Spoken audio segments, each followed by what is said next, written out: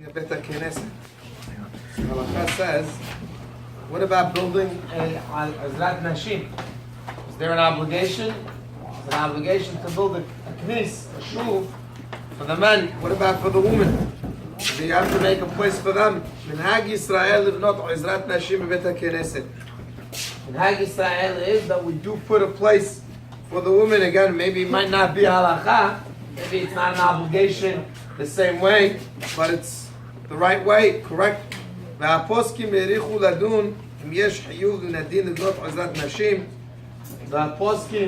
go at length whether or not there is an obligation or there isn't an obligation to build Azrat Nashim. However, regardless, whichever way you go, there is an obligation, there isn't, but we do it. So where should you do it? So he says, some have the custom that they build it at the end, the far end of the shul, and the women are in the back at the end of the knis, the end of the shul. Some, they do it up and down. The women are on top, they have the top level, and the men are on the bottom level.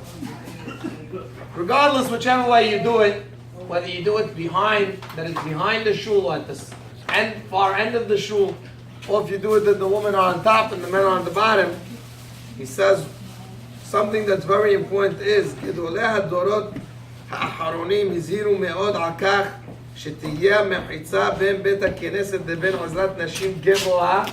You should have a מחיצה which separates the men and the women, and it should be high enough באופן שלא תהיה אפשרות לאנשים לראות את הנשים כלל, that you can't see the woman at all.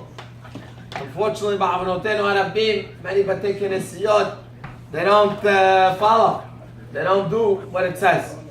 And they make Azrat Nashim, and the man could literally, it's like as if you're sitting side by side.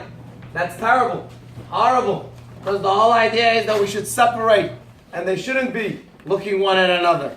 At least if it's in the back of the shul, so you don't see, because they're not facing. If they're facing each other, and literally the mehitza is so low that you can see right in, so what's the point? You've lost the whole idea of the mehitza, and therefore that's incorrect. One should make sure, he says to do it, and he says at the end, this is something that you have to be extra careful, especially in today's generations where he says there's reform and conservative, where they totally disregard the laws and they sit men and women together and they do whatever they want. He says, Chova. He says it's an obligation on anybody who has an ability in a Batei Knesiyot in the shuls to make sure and tell the people that this is not the way to do it. This is not the correct way, rather to make sure that there's a mehitza that's adequate and good enough that the men cannot see the woman whatsoever.